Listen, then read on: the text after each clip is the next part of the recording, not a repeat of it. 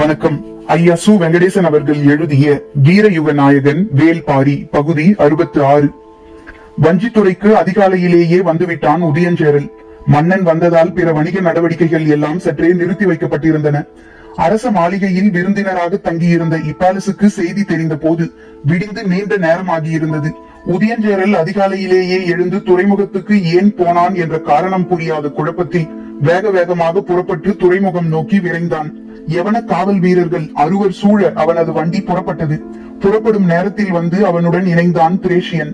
பெரும் படையையும் வழிநடத்தி செல்லும் வல்லமை கொண்ட அவனை இப்பாலஸ் எந்நேரமும் உடன் வைத்துக் கொண்டான். இருவரும் துறைமுகம் அடைந்த போது சேர அமைச்சன் நாகரையன் இருவரையும் வரவேற்றான். துறைமுக மாளிகையில் அரசன் இருப்பதாக கூறி இருவரையும் அங்கு அழைத்துச் சென்றான். உதயஞ்சேரல் தன் தளபதி துடும்பனோடு அமர்ந்து பேசிக் கொண்டிருந்தான்.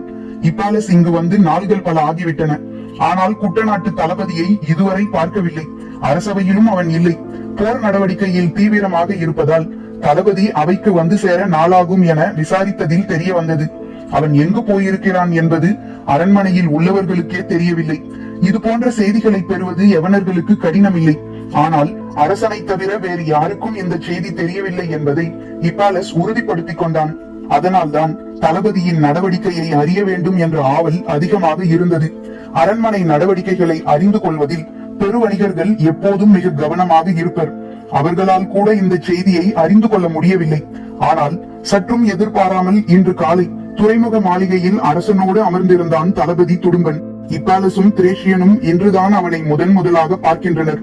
முதல் தோற்றத்திலேயே அவன்தான் குட்டநாட்டு தளபதி என்பதை அவர்களால் ஊகிக்க முடிந்தது. திரேஷியன் போல மிக உயரமான உருண்டு திரண்ட உடலமைப்போடு இருந்தான் துடும்பன்.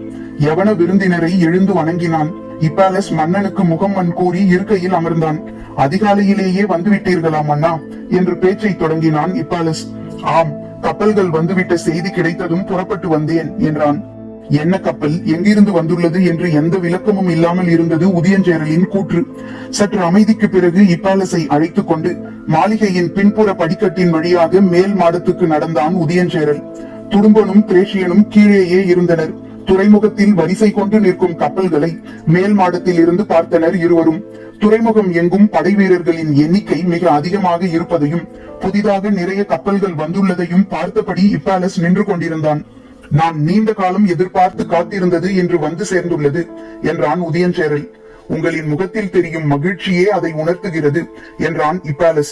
சாலமலையை கடந்தே பரம்பின் எல்லைக்குள் நம்மால் நுழைய முடியும். படைகள் எளிமையாக நுழையக்கூடிய வாகான பகுதிகள் 3 இடங்களில் இருக்கின்றன. அவற்றின் வழியே உள் நுழைவதற்குத்தான் இதுவரை முயன்றுள்ளோம். அவ்வாறு முயலும் போதெல்லாம் எளிய வழியிலிருந்து அடற்காட்டு வழியே நம்மை உள்ளிழுத்து தாக்கும் திட்டத்தை நிறைவேற்றுவான் பாரி. இந்த முறை நமது திட்டமே அடற்காட்டு வழியே உள்நுழைவதுதான் என்று நான் முடிவு செய்துள்ளேன். அதற்கான ஏற்பாடுகள் முடிவுறுவதற்காகத்தான் நான் காத்திருந்தேன் என்று சொல்லியபடியே மாடத்தில் இருந்து கீழிறங்கி துறைமுகம் நோக்கி நடந்தான் உதயஞ்சேரல். அவனை பின்தொடர்ந்தான் இப்பாலஸ். வந்து நிற்கும் புதிய கப்பல்களில் இருந்து பொருள்களை இறக்குவதற்கான ஆயத்த வேலைகள் தீவிரமாகிக் கொண்டிருந்தன. எண்ணற்ற படை வீரர்கள் வரிசையாக வந்து நின்ற வண்ணம் இருந்தனர். இவர்கள் என்ன பொருளை இறக்கப் போகிறார்கள் என தெரியாத குழப்பத்தில் இங்கும் அங்கும் பார்த்தபடி நடந்து கொண்டிருந்தான் இப்பாலஸ். இதை தாண்டி அருகில் செல்ல வேண்டாம் என்று மன்னருக்கு சொல்வதற்காக குறிப்பிட்ட இடத்தில் நின்று கொண்டிருந்தான் துடும்பன். அந்த இடம் வந்ததும் உதயஞ்சேரல் நின்றான். உடன் வந்த இப்பாலசும் மன்னனோடு சேர்ந்து நின்று கொண்டான். காலை நேர கடற்காற்று சற்று அதிகமாக வீசியது. அலைகள் விடாது வந்து கரை மோதி ஓசை எழுப்பியபடி இருந்தன. படை வீரர்கள் மிகவும் பரபரப்பாக இயங்கிக் கொண்டிருந்தனர்.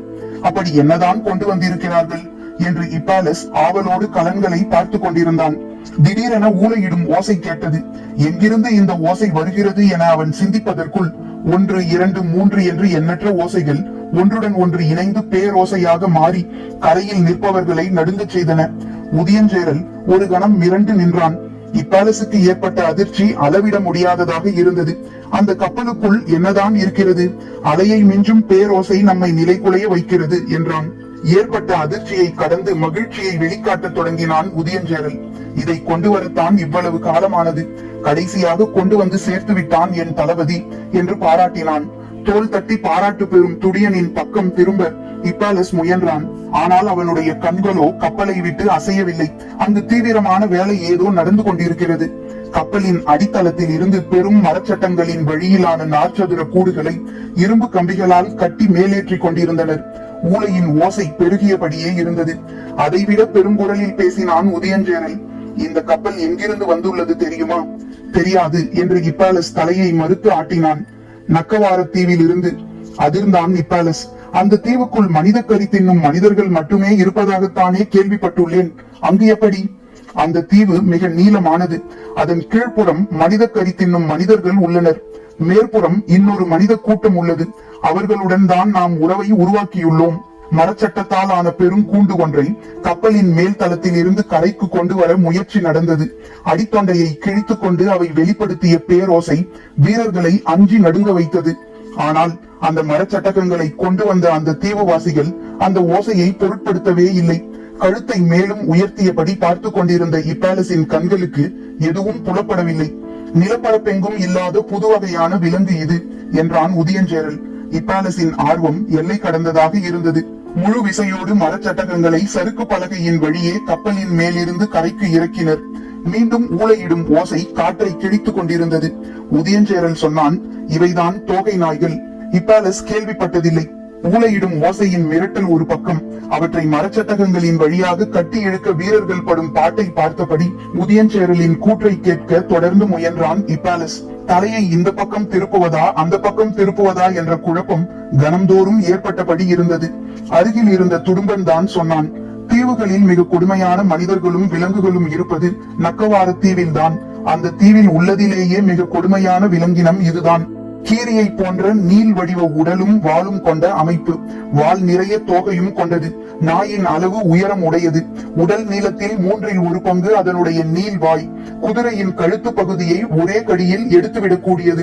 இதன் சிறப்பே தரையில் எவ்வளவு வேகமாக ஓடுமோ அதே அளவு வேகத்தோடு புதரின் மீதும் மரக்கொப்பின் மீதும் ஓடுவதுதான். மரத்தின் மீதிருந்து பாய்ந்து கீழிறங்கும் போது அதன் வால் பகுதி சிலிர்த்து தோகை முழுவதும் விரிந்துவிடும். பெரும் ஊளையோடு மரத்தின் மீதிருந்து விரிந்த தோகையோடு பாய்ந்து இறங்கும் இதை பார்த்தால் எப்படையும் சிதறி தெரிக்கும். குறிப்பாக அடற்காட்டில் எதிரியின் படையில் இருக்கும் விலங்குகளை அழிக்க இதற்கு இணையான இன்னொரு விலங்கு இல்லை. பாரியின் பெரும் பலமாக எல்லோரும் சொல்வது அவனது குதிரை படையைத்தான். தோகை நாயின் தாக்குதலால் அவனது குதிரைப்படை உரு தெரியாமல் அழியும் என்றான். ஊளையிடும் ஓசை காதடைக்க செய்தது. காலை வெயில் சுள்ளென அடித்துக் கொண்டிருந்தது. இப்பாலஸால் நீண்ட நேரம் நிற்க முடியவில்லை. துடும்பன் விடாமல் பேசினான். பல நாள்களாக கடற்பயணம் செய்ததால் தோகை நாயின் ஓசை துடும்பனுக்கு பழகிவிட்டது. ஆனால் மற்றவர்களுக்கு அப்படி அல்ல. ஒவ்வொரு மரச்சட்டகத்திலும் 3 தோகை நாய்கள் இருப்பது போல வடிவமைத்திருந்தனர்.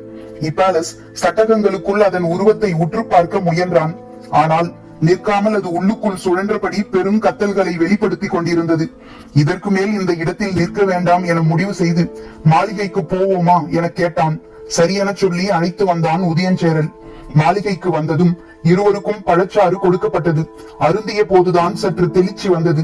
ஆனால் ஊளையின் ஓசை நிற்காமல் கேட்டுக்கொண்டே இருந்தது. இந்த நாய்களை போரில் பயன்படுத்த தீவில் இருந்து கொண்டு வரப்பட்ட மனிதர்களும் மரச்சட்டகங்களுக்கு பக்கத்தில் வந்து கொண்டிருந்தனர். அவர்களின் உடலமைப்பும் உடலின் மேல் தொங்கிக் கொண்டிருக்கும் பொருள்களும் காண்போரை நடுங்கச் செய்வதாக இருந்தன. இப்பாலஸின் எண்ணங்கள் அலைமோதிக் கொண்டிருந்தன. ஆனால் உதயஞ்சேரலின் எண்ணங்கள் நிதானம் கொண்டிருந்தன. கடந்த 10 ஆண்டுகளுக்கும் மேலாக நாங்கள் தொடர்ந்து முயன்று வருகிறோம். குடநாட்டினரும் அவ்வப்போது முயல்கின்றனர். அப்படி இருந்தும் பரம்பு நாட்டை வீழ்த்த முடியவில்லை. அதற்கான அடிப்படை காரணம் என்ன தெரியுமா? மற்ற எல்லோரையும் விட பரம்பை மிக நன்கு புரிந்து வைத்துள்ளவன் உதயஞ்சேரல் தான் என்பது இப்பாலஸுக்கு தெரியும். எனவே அவனது கேள்விக்கு சிந்தித்து விடை சொன்னான். அரணமைத்து நிற்கும் பரம்பு நாட்டின் மலைகள் தான் காரணம். இல்லை என்றான் உதயஞ்சேரல். தொடர்ந்து அவன் சொல்ல போகும் சொல்லை உற்று கவனித்தான் இப்பாலஸ். தோகை நாயின் நீள் ஊளை சத்தம் காதுகளுக்குள் இடைவிடாது அரைந்து கொண்டிருந்தது. ஓசைகளில் எத்தனையோ வகையுண்டு. அவற்றில் வெளிப்புறம் பெருக்கெடுக்கும் ஓசை ஒரு வகை. ஆனால் சில ஓசைகள் உள்ளுக்குள் கூர்மை கொண்டு இறங்கக்கூடியவை. ஆழ் மனதில் இருக்கும் அச்சங்களை எளிதில் கிளறிவிடக்கூடியவை. தோகை நாயின் ஓசை வெளிப்புறமும் பெருக்கெடுக்கிறது. அதே நேரத்தில் ஆழ்மன அச்சத்தையும் விடாமல் கிளறுகிறது. எனவே மனதை நிலை கொள்ள செய்ய முடியவில்லை. அந்த ஓசை நின்ற கணத்தில் உதயஞ்சேரல் சொன்னான், பரம்பின் மலைகள் அல்ல, பாதைகள் தான் காரணம். இப்பாலஸுக்கு புரியவில்லை. என்ன சொல்கிறாய் என்றான். பரம்பு நாடு முழுவதும் மனிதர்கள் உருவாக்கிய பாதைகளே கிடையாது என்பது மட்டுமல்ல, மனிதர்கள் பாதைகளை உருவாக்க கூடாது என்பதிலும் பாரி திடமான முடிவோடு இருக்கிறான். பாதையை உருவாக்காதது பெரும் பலம் என்று சொல்ல முடியுமா? அவன் இருப்பிடம் நோக்கி எப்படி போவது என மறுகேள்வி கேட்டான் உதயஞ்சேரல். இப்பாலஸ் சற்றே அமைதியானான். இப்பெரும் மலைத்தொடர் இயற்கையின் பேரரண். இதில் எவ்வியூர் எங்கே இருக்கிறது? போய் திரும்பும் ஒற்றர்களுக்கும் பாணர்களுக்கும் எவ்வியூர் எப்படி இருக்கிறது என்றுதான் சொல்லத் தெரிகிறதே தவிர எங்கே இருக்கிறது என சொல்லத் தெரியவில்லை. ஒவ்வொருவனும் ஒவ்வொரு திசையையும் குறிப்பையும் சொல்கிறான். ஒன்று போல் சொன்ன 2 ஒற்றர்களை இதுவரை நான் காணவில்லை. இப்பாலஸ் மலைத்து போய் கேட்டுக்கொண்டிருந்தான். நாம் மலைக்குள் படை நடத்தி போவதெல்லாம் தோராயமான கணிப்பில்தான் என்று உதயஞ்சேரல் சொல்லிக் கொண்டிருக்கும் போதே இப்பாலஸ் கேட்டான், அப்படி என்றால் பரம்பு மலைத்தொடர் முழுவதும் பாதைகளே இல்லையா? உண்டு, விலங்குகள் உருவாக்கிய பாதைகள் உண்டு. அதை பயன்படுத்தி முன்னேற முடியாதா? வலது கையை நீட்டியவுடன் இன்னொரு குவளை பழச்சாறு கொடுக்கப்பட்டது. அதை வாங்கி அருந்தியபடியே உதயஞ்சேரல் சொன்னான், காடுகளில் பாதைகளை விலங்குகளே உருவாக்குகின்றன. அதிலும் குறிப்பாக யானைகள் தான் பெரும்பாலான பாதைகளை உருவாக்கக்கூடியவை. வேறு சில விலங்குகளும் பாதைகளை உருவாக்குகின்றன. ஹிப்பாலஸ் 2ஆம் குவளை பழச்சாற்றில் பாதி குடித்தபடி அவசரமாக கேட்டான், யானை பாதையை மனிதர்களால் பயன்படுத்த முடியும் அல்லவா? முடியும். காட்டு வழிகளில் அமைந்துள்ள பாதைகள் எல்லாம் விலங்குகள் உருவாக்கிய பாதைகள் தான். அதன் பிறகு மனிதர்கள் தமது தேவைக்காக அதை விரிவுபடுத்தி அமைத்துக் கொள்கின்றனர். ஆனால் பரம்பில் அந்த வேலை எதுவும் நடக்கவில்லை. ஆனாலும் விலங்கு பாதைகளை துல்லியமாக கணித்து நடக்கக்கூடிய மலைமக்கள் நிறைய பேர் நம்மிடம் உண்டு. அவர்களை முன்களத்தில் பயன்படுத்தி சிக்கலை தீர்க்க முடியாதா? முடியாது. ஏன் என்று வேகமாக கேட்டான் இப்பாலஸ். சற்றே நக்கலான சிரிப்போடு உதயஞ்சேரல் சொன்னான், விலங்குகளின் பாதைகள் எல்லாம் எவ்வியூருக்கா போய் சேர்கின்றன? பாதி காட்டு மனிதர்களின் கூட்டத்துக்கு தான் தலைவன், காட்டு விலங்குகளுக்கு அல்லவே. அதிர்ந்து பார்த்தான் இப்பாலஸ். குடித்து முடித்த குவளையை கீழே வைத்தபடி உதயஞ்சேரல் சொன்னான், விலங்குகளின் எல்லா பாதைகளும் இறுதியாக போய் முடிவது ஏதாவது ஒரு நீர்நிலையில்தான். இப்பாலஸ் கண்கள் அசைக்காமல் பார்த்து கொண்டிருந்தான். சமவெளி மக்களின் வாழ்வுக்கு அடிப்படையாக இருப்பது மேய்ச்சல். மலைவாசிகளுக்கு மேய்ச்சல் தெரியாது. நாயை தவிர எதையும் வளர்த்து பழகாதவர்கள், மடுவில் இருந்து பால் பீச்சு குடிக்க தெரியாத அறிவிலிகள் என்றான் சற்றே கோபத்தோடு.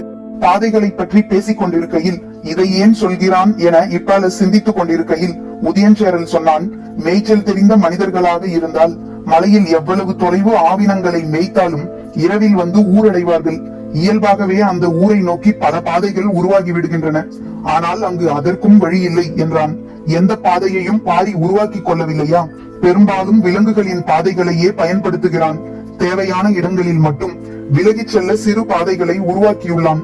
ஆனால் அவை மற்றவர்கள் கண்டறிய முடியாதபடி இருக்கின்றன. விலங்குகளின் பாதைகளில் இருந்து அவர்கள் எந்த இடம் பிரிந்து செல்ல வேண்டும் என்பதற்கான குறிப்பு அல்லது அடையாளம் எது என இன்று வரை தெரியவில்லை. அடையாளம் தெரியாமல் பாதையை விட்டு சற்று விலகினாலும் போதும், அடற்காட்டுக்குள் மீள முடியாமல் சிக்கிக் கொள்வோம் என்றான். அவனிடம் வலிமையான குதிரைப்படை இருக்கிறது என்கிறாய். குதிரைப்படையை வைத்துள்ள ஒருவன் எப்படி பாதைகளின் அடையாளங்களை பிறருக்கு தெரியாமல் காப்பாற்ற முடியும்?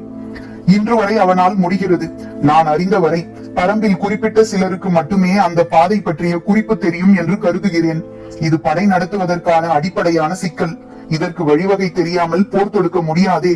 ஆம் என்று மகிழ்வோடு சொன்ன உதயஞ்சேரல், இதற்கு வழிவகை தெரிந்ததால் தான் இப்போது போர் தொடுப்பதற்கான முயற்சியை தீவிரப்படுத்துகிறேன். சற்றும் எதிர்பாராத பதிலாக இருந்தது. ஆர்வத்தோடு இப்பாலஸ் கேட்டான், இந்த சிக்கலுக்கு என்ன வழிவகை கண்டாய்? பெரும் ஊளை ஓசை மீண்டும் கேட்டது. அடுத்த கப்பலில் இருந்து மரச்சட்டகங்களை இறக்க தொடங்கிவிட்டனர் என்பது தெரிந்தது. ஆனால் முன்பை விட இந்த ஓசை இன்னும் கூர்மையாக காதின் உள் மடிப்புகளில் போய் குத்துவதாக இருந்தது. இப்பாலஸ் தனது விரல்களால் காது துளையை அடைப்பதற்காக கைகளை கொண்டு சென்ற போது ஓசையோடு சேர்ந்து உதயஞ்சேரல் பீரிட்டான். தோகை நாய்கள். ஆமாம், தோகை நாய்கள் தான் கத்துகின்றன. இதை ஏன் மீண்டும் மீண்டும் சொல்கிறான் என்று இப்பாலஸ் எண்ணிய போது கேள்விக்கான விடையாக இதை சொல்கிறான் என்பது புரிந்தது. ஆத்திரம் கலந்த ஆர்வத்தோடு முன்பல்லை கடித்துக் கொண்டே உதயஞ்சேரல் சொன்னான், முன்கள தோகை நாயை பரம்பின் குதிரைப்படையின் மீது ஏவிவிட்டால் அது குதிரைகளின் குரல் வலையை அறுத்தெறியும். இது என்ன வகை விலங்கு? இதை எப்படி வீழ்த்துவது என தெரியாத குழப்பத்தில் குதிரைப்படையின் வேகம் கட்டுப்படுத்தப்பட்டு பின்வாங்க தொடங்குவார்கள் எதிரிகள். திரும்பிச் செல்லும் குதிரைகளை பின்தொடர்ந்து கடைசி வரை போகக்கூடியது தோகை நாய். அடற்காட்டுக்குள் மறைந்தபடி தொடரும் தோகை நாயை எளிதில் அவர்களால் வீழ்த்திவிட முடியாது. குதிரை படைகள் போய் சேரும் கடைசி எல்லை வரை ஒரு தோகை நாய் போய் சேர்ந்தால் போதும். கைவசம் இருக்கும் மீத தோகை நாய்கள் அதன் வாசனை பிடித்தே எந்த எல்லைக்கும் போய்விடக்கூடியவை. குதிரைப்படையின் அழிவும் எவ்வியூர் நோக்கிய வழியும் ஒருங்கே நமக்கு கிடைக்க உள்ளன. இந்த புதிய விலங்கின் எதிர்பாராத தாக்குதல் எதிரிகளை நிலைகுலைய செய்துவிடும். அவர்களின் தாக்குதலால் தோகை நாய்கள் சில மரணிக்கலாம். ஆனால் அவர்களின் குதிரைகளை முழுமுற்றாக இவற்றால் அழிக்க முடியும். இவற்றின் குருதி தாக வேட்டை எதையும் மிச்சம் வைக்காது. இப்பாலஸ் வியந்தபடி கேட்டுக்கொண்டிருந்தான். தோகை நாயின் ஓசையை விட ஆழத்தில் இறங்கிக் கொண்டிருந்தது உதயஞ்சேரலின் குரல். அவனது நுட்பமான திட்டமிடுதல் இப்பாலஸை திகைப்பில் இருந்து மீள முடியாமல் செய்து கொண்டிருந்தது. மாலை அரண்மனைக்கு வாருங்கள், எனது முழு திட்டத்தையும் விளக்குகிறேன் என்று சொல்லி விடை பெற்றான் உதயஞ்சேரல். துறைமுகத்தில் இருந்து வஞ்சி மாநகரின் விருந்தினர் மாளிகைக்குள் நுழைந்தான் இப்பாலஸ். பகல் உணவு ஆயத்தமாக இருந்தது. ஆனால் அவனது எண்ணங்கள் உதயஞ்சேரலின் தீர்மானமான குரலில் இருந்து விடுபட முடியாதபடி இருந்தன. நீண்ட நேரம் கழித்துதான் உணவருந்த வந்தான். அவனது வருகைக்காக திரேஷியன், எபிரஸ், கால்பா, பிலிப் ஆகிய 4 காத்திருந்தனர். உணவு மேசையிலும் அவனது வியப்பின் குரல் தொடர்ந்தது. உணவருந்திவிட்டு மீண்டும் பேசினான். பாண்டியனின் செல்வச் செழிப்பையும் படையின் வலிமையையும் ஒப்பிட்டால் சேரனின் வலிமை சிறியதுதான். ஆனால் பரம்பை கைப்பற்றும் திட்டத்தில் சேரன் பெற்றிருக்கும் அனுபவமும் அவனது அறிவு நுட்பமும் பெரும் வியப்பில் ஆழ்த்துகின்றன. பாண்டிய பெரும்படை கீழ் திசையில் இருந்து முன்னேறும் போது சேர அரசர்கள் இருவரும் ஒருங்கிணைந்து தாக்குதல் திட்டத்தை முன்னெடுத்தால் பரம்பின் அரசனால் சில நாள்களுக்கு கூட தாக்குப்பிடிக்க முடியாது என்றே கருதுகிறேன் என்றான் இப்பாலஸ். எபிரஸ் பேசத் தொடங்கினான். வழக்கமாக இது போன்ற பேச்சுகளில் மாலுமி கருத்து சொல்வது கிடையாது. ஆனால் இங்கு இருக்கும் யாரையும் விட தமிழ் துறைமுகங்களுடனும் மன்னர்களுடனும் மிக நீண்ட கால பழக்கம் கொண்டவன் அவன்தான். எனவே அவனது கருத்துக்கு இப்பாலஸ் மிகுந்த மதிப்பு கொடுப்பான். எபிரஸும் எளிதில் பேசக்கூடியவன் அல்லன். ஆழ்கடலின் அமைதி எப்போதும் அவனுள் குடிக்கொண்டிருக்கும். மிகச்சில நேரங்களில் தான் அமைதியை கலைப்பான். சேர அரசர்களான குடநாட்டு மன்னனும் குட்டநாட்டு மன்னனும் எத்தனையோ முறை பரம்பின் மீதான தாக்குதலை நடத்தியுள்ளனர். ஒவ்வொரு முறையும் இதுபோல புதிய உத்திகளை கண்டறிந்து அந்த நம்பிக்கையில் தான் தாக்குதலை தொடங்குகின்றனர். ஆனாலும் அவர்களால் தொடக்க கட்டத்தை கூட தாண்ட முடியவில்லை என்று மட்டும் சொல்லி நிறுத்தி கொண்டான் எபிரஸ். அது உண்மையாக இருக்கலாம். இப்போது முழு வீச்சில் இறுதி போருக்கு ஆயத்தமாகிவிட்டார்கள். பாண்டியனும் பரம்பை நோக்கி படையை கிளப்ப போகிறான் என தெரிந்ததும் நிலைமையை இன்னும் தீவிரப்படுத்தியுள்ளனர். ஏனென்றால் அதன் பலன் தங்களுக்கே கிட்ட வேண்டும் என்று அவர்கள் மிக உறுதியாக உள்ளனர். இந்த படையெடுப்பை பற்றி முழுமையாக விளக்கத்தான் இன்று இரவு என்னை அழைத்துள்ளான் என்றான் இப்பாலஸ். அவர்கள் தொடர்ந்து பேசியபடி இருந்தனர். இரவு கவியத் தொடங்கியது. அரண்மனையின் அழைப்புக்காக ஆவலோடு காத்திருந்தான் இப்பாலஸ். அதுவரை அவனோடு பேசிக் கொண்டிருந்தனர் மற்ற 4. பொழுது நீண்டு கொண்டே போனது. அழைப்பு ஏதும் வரவில்லை. காரணமும் புரியவில்லை. ஆனாலும் காத்திருந்தான். மிகுந்த உற்சாகத்தோடு உதயஞ்சேரல் சொல்லி சென்றானே, பிறகு ஏன் இன்னும் அழைக்காமல் இருக்கிறான் என்று சிந்தித்தபடி இருந்தான் இப்பாலஸ். முன்னிரவு முடியும் நேரம் நெருங்கிவிட்டது. இனி அழைப்பு வர வாய்ப்பில்லை என தெரிந்து தூங்கச் சென்றனர். இப்பாலஸால் தூங்க முடியவில்லை. உதயஞ்சேரல் சொன்ன செய்திகள் பலவும் நினைவில் வந்து கொண்டே இருந்தன. தோகை நாய்களின் ஊளையை உதயஞ்சேரலின் குரல் விஞ்சியதை அவன் மனதுக்குள் மீட்டியபடியே இருந்தான். ஆனாலும் அவனது நினைவு பரப்பு எங்கும் தேவாங்கின் முகமே பரவி இருந்தது. பெருங்கடலுக்கு நடுவே நாவாய்களுக்கு திசை காட்டி அழைத்துச் செல்லும் அதன் ஆற்றல் அவனை விடாது தூண்டிக்கொண்டே இருந்தது. நீலக்கடல் எங்கும் குறுக்கும் நெடுக்குமாக நாவாய்கள் கடந்து கொண்டிருக்கும் காட்சி அகல மறுத்தது. இமை மூடும் போதெல்லாம் தேவாங்கின் வட்டக்கண்கள் அவனை எட்டி பார்த்தபடியே இருந்தன. பொழுது விடிந்து நெடுநேரம் ஆன போதும் அவன் அறையில் இருந்து எழுந்து வரவில்லை. மற்ற 4 அவனுக்காக காத்திருந்தனர். நடுப்பகலில் தான் எழுந்து வந்தான். அப்போதுதான் அரண்மனையில் இருந்து வரச் சொல்லி அழைப்பும் வந்தது. வேக வேகமாக புறப்பட்டு போனான். அரசவைக்குள் நுழையும் வரை உடன் வந்த திரேஷியன் அவனுக்கான எல்லை அறிந்து நின்று கொண்டான். உள்ளே போன இப்பாலஸால் உதயஞ்சேரலை பார்த்த கணத்தில் அவனது முகத்தில் தெரிந்த குழப்பத்தை உணர முடிந்தது. சற்று அமைதிக்கு பிறகு உதயஞ்சேரல் பேசத் தொடங்கினான். நேற்று மாலை என் ஒற்றர்கள் கொண்டு வந்த செய்தி என்னை பெரும் குழப்பத்தில் ஆழ்த்திவிட்டது. அதனால் தான் உங்களை அழைக்க முடியவில்லை என்றான். இப்பாலஸ் உற்று கவனித்தான். செங்கன சோழன் பெரும் படையோடு பரம்பின் மீதான போருக்கு ஆயத்தமாகிவிட்டான் என்றான் உதயஞ்சேரல். இப்பாலசுக்கு புரியவில்லை. சோழன் ஏன் பரம்பின் மீது போர் தொடுக்க வேண்டும்? அதுதான் எனக்கும் புரியவில்லை. இதுவரை பரம்பின் மீது அவர்களுக்கு எந்த பகையும் உருவாகவில்லை. அப்படி இருக்க அவன் ஏன் இவ்வளவு பெரிய ஏற்பாடுகளை செய்து கொண்டிருக்கிறான் என்று கூறிய உதயஞ்சேரல் சற்றே அமைதிக்கு பிறகு சொன்னான். அவனது படையின் தன்மையையும் எண்ணிக்கைகளையும் பற்றி என் ஒற்றர்கள் சொல்லும் கணக்கை என்னால் நம்பவே முடியவில்லை. பரம்பின் குரல் ஒலிக்கும்.